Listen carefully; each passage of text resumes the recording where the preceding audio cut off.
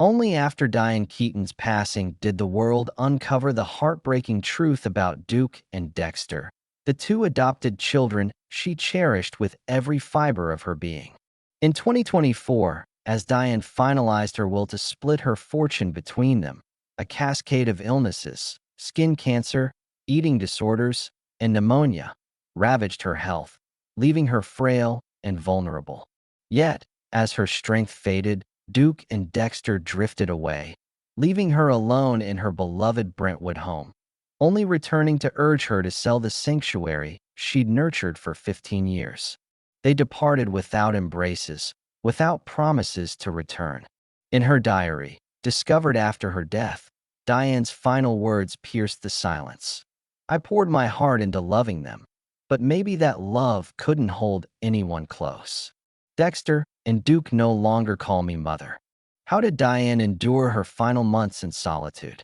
How did her adopted children turn away from the love she gave so freely? Stay with us to uncover the poignant tale of a Hollywood legend whose greatest role, motherhood, ended in quiet betrayal. Just a year before her death at 78, Diane Keaton sat in her Los Angeles home, bathed in the soft glow of afternoon light filtering through orange trees. The wooden floor, worn with memories, caught patches of sun as a stack of legal papers lay before her, beside her cherished silver fountain pen. The room was still, save for the faint ticking of a corner clock. That day, she signed her final will, a decision weighed by months of reflection, torn between logic and longing, fame's dazzle and a heart that felt perpetually unfulfilled. Her $100 million estate, homes brimming with artistic spirit, scripts, photographs, and decades of Hollywood memories, was destined for a trust for Dexter and Duke, her adopted children, to ensure they'd feel her love long after she was gone. When her lawyer, John, suggested a charitable fund, Diane agreed, allocating 30% to the Keaton Light Foundation for single mothers and aging artists, souls who, like her, knew the sting of fading from the spotlight. "If I leave anything," she murmured, "let it be kindness for those who never got their moment." As John read the will's clauses, Diane felt a quiet relief, her heart light despite the weight of her choice. Asked if others should be included, she shook her head. "No. Everyone I've loved has their piece of me. Alan memories, Woody in chaos, and my children in my soul, the only wealth that can't be counted."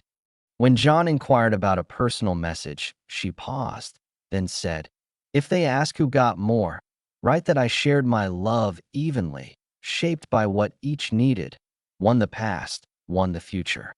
Signing her name, Diane Hall Keaton, her hand trembled, each stroke heavy with finality, as if inking the end of her life's script.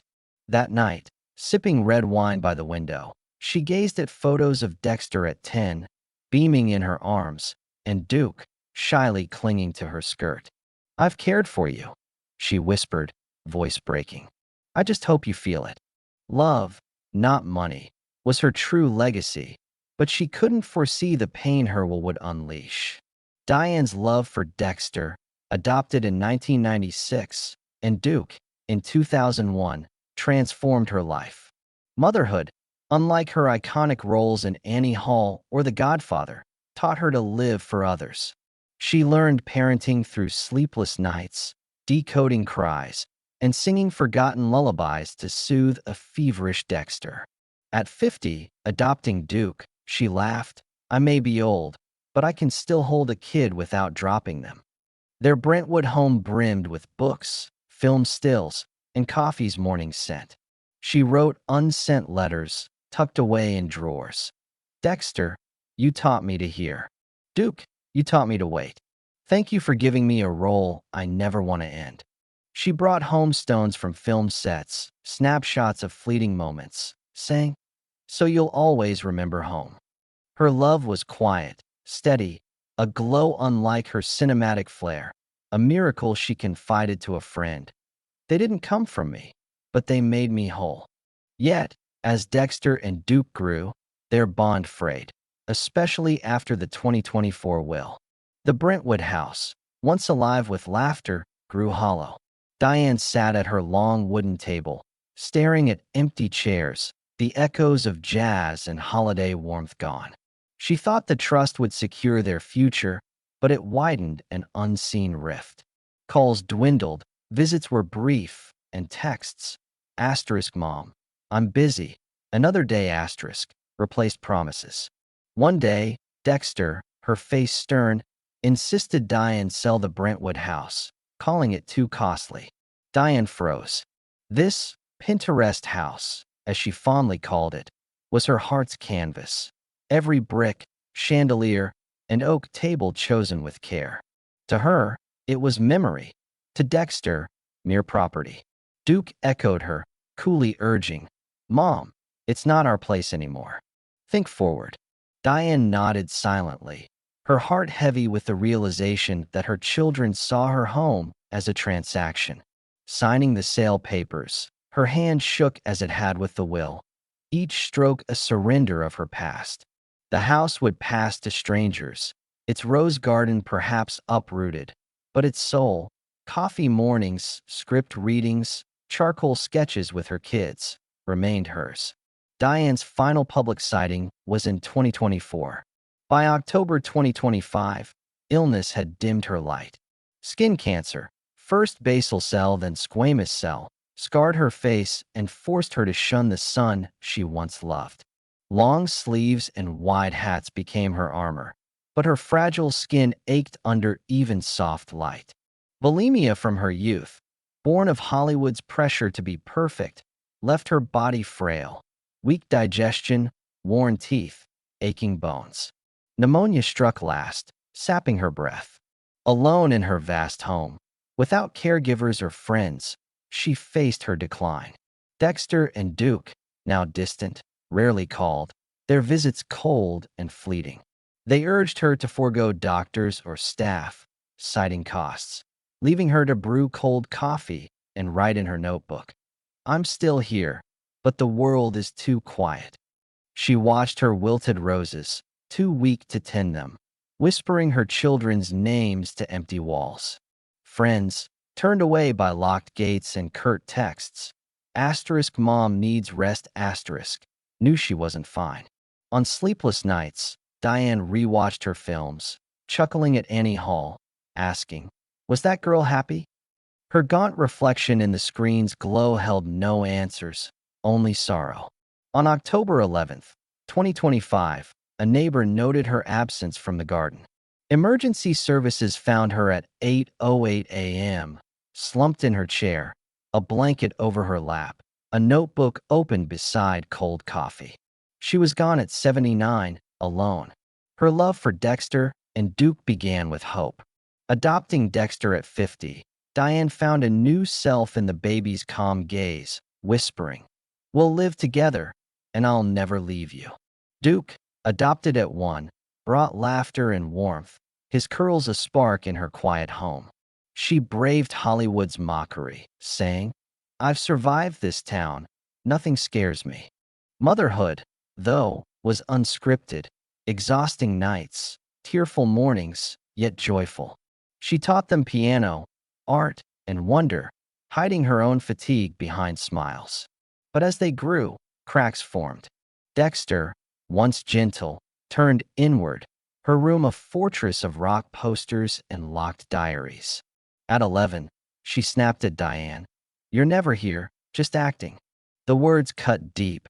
You work for applause, not me. Diane, stunned, realized her absence. 12-hour shoots, cross-city dashes, had built a wall. At 15, Dexter rebelled, rejecting art for travel, shouting, don't make me your clone, a lonely woman with hats. A slap, born of pain, estranged them for weeks. Duke's defiance came later. At 12, his warmth turned to anger, skipping school, drinking, clashing with Diane. You don't get me, he spat, echoing Dexter. When he ran away at 14, Diane found him shivering on Malibu Beach, draping him in her coat. If you'd stayed, you'd have been here years ago, he said, rejecting her embrace. His words haunted her, a mother present yet absent. By 2019, a car accident brought a fleeting reconciliation, Duke whispering, "I don't hate you, Mom. I just don't know how to love you." The 2020 pandemic trapped them together, silent but for one candlelit night when Duke called home safe. Yet he left for Europe in 2023, promising calls that never came. Diane's final years were a slow fade. White hair, trembling hands, a body too weak to walk her dog. The Brentwood house, once her haven, became a tomb of memories. Dexter's visits were transactional, urging the house's sale. Duke's absence was a silent wound. On October 11th, 2025, Diane died alone, her notebook her only witness. Her children's private cremation, shunning friends and fanfare, sparked rumors of haste to claim her estate. The Brentwood house sold, its treasures, photos, hats, paintings, cleared away. New owners felt its lingering sadness, unaware it held a woman's soul. Diane's diary, found later, spoke her truth. "I loved with all my heart, but it wasn't enough to keep them." Her legacy endures, not in Oscars or gowns, but in her quiet, unyielding love. Did her boundless devotion make her lonelier? Share your thoughts below, and if Diane's story of love and loss moved you, like, subscribe, and explore more tales of hearts that burned bright yet faded alone.